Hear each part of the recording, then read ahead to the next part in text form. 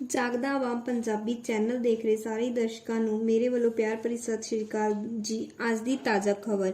ਅੱਜ ਬਲਾਕ ਜਗਰਾਵਾਂ ਦੀਆਂ ਵਰਕਰ ਅਤੇ ਹੈਲਪਰ ਭੈਣਾਂ ਨੇ ਪੱਕੇ ਮੋਰਚੇ ਤੇ ਚਰਨਜੀਤ ਕੌਰ ਦੀ ਅਗਵਾਈ ਵਿੱਚ ਸ਼ਾਮਿਲ ਹੋਈਆਂ। ਅੱਜ ਦੇ ਧਰਨੇ ਨੂੰ ਸੰਬੋਧਨ ਕਰਦੇ ਹੋਏ ਸੂਬਾ ਜਨਰਲ ਸਕੱਤਰ ਸੁਭਾਸ਼ ਰਾਣੀ ਨੇ ਕਿਹਾ ਕਿ ਸਰਕਾਰ ਅੰਨੀ ਅਤੇ ਬੋਲੀ ਹੋ ਚੁੱਕੀ ਹੈ, ਜਿਸ ਨੂੰ ਆਂਗਣਵਾੜੀ ਵਰਕਰਾਂ ਦੇ ਦੁੱਖ ਦਿਖਾਈ ਨਹੀਂ ਦਿੰਦੇ।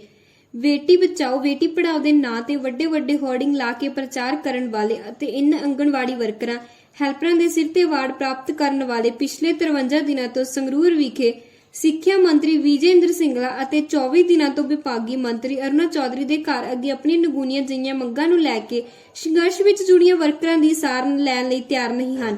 ਉਹਨਾਂ ਨੇ ਇਹ ਵੀ ਕਿਹਾ ਕਿ ਪ੍ਰੀ ਪ੍ਰਾਇਮਰੀ ICDS ਸਕੀਮ ਦਾ ਨਿਖੜਵਾਂ ਅੰਗ ਹੈ।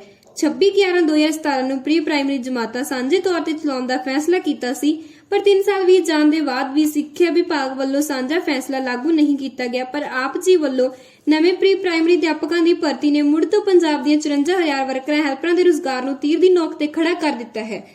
ਪਰ ਦੇਸ਼ ਦੀਆਂ 54,000 ਔਰਤਾਂ, ਜਿਨ੍ਹਾਂ ਵਿੱਚੋਂ 60% ਅੰਗਹੀਨ, ਵਿਧਵਾ ਤੇ ਆਸ਼ਰਿਤ ਹਨ ਅਤੇ ਜਿਨ੍ਹਾਂ ਦੇ ਰੁਜ਼ਗਾਰ ਦਾ ਗੁਜ਼ਾਰਾ ਆਂਗਣਵਾੜੀ ਦਾ ਮਾਨ ਪੱਤਾ ਹੈ, ਉਹਨਾਂ ਅੰਦਰ ਬੇਰੁਜ਼ਗਾਰ ਹੋਣ ਦਾ ਡਰ ਬਣ ਗਿਆ ਹੈ।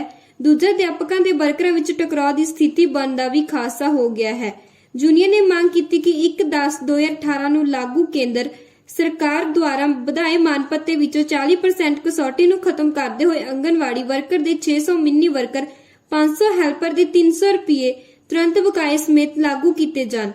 ਪ੍ਰੀ ਪ੍ਰਾਇਮਰੀ ਕਲਾਸਾਂ ICDS ਦਾ ਅਨਿੱਖੜਵਾਂ ਅੰਗ ਹਨ ਅਤੇ 3 ਤੋਂ 6 ਸਾਲ ਦੇ ਬੱਚੇ ਆਂਗਣਵਾੜੀ ਕੇਂਦਰ ਦਾ ਸ਼ਿੰਗਾਰ ਹਨ। ਇਸ ਲਈ 3 ਤੋਂ 6 ਸਾਲ ਦੇ ਬੱਚਿਆਂ ਦਾ ਦਾਖਲਾ ਆਂਗਣਵਾੜੀ ਕੇਂਦਰ ਵਿੱਚ ਯਕੀਨੀ ਬਣਾਇਆ ਜਾਵੇ। ਆਂਗਣਵਾੜੀ ਵਰਕਰਾਂ ਤੋਂ ਵਾਧੂ ਕੰਮ ਨਹੀਂ ਲੈਤੇ ਜਾਣ। ਪਿਛਲੇ 2 ਸਾਲਾਂ ਤੋਂ ਬਕਾਏ ਪਏ ਆਂਗਣਵਾੜੀ ਬਿਲਡਿੰਗਾਂ ਦੇ ਕਿਰਾਏ ਤੁਰੰਤ ਜਾਰੀ ਕੀਤੇ ਜਾਣ। ਆਂਗਣਵਾੜੀ ਸੈਂਟਰਾਂ ਵਿੱਚ ਆਂਗਣਵਾੜੀ ਵਰਕਰਾਂ ਹੈਲਪਰਾਂ ਦੀ ਖਾਲੀਆਂ ਅਸਾਮੀਆਂ ਤੁਰੰਤ ਭਰਤੀ ਕੀਤੀ ਜਾਵੇ।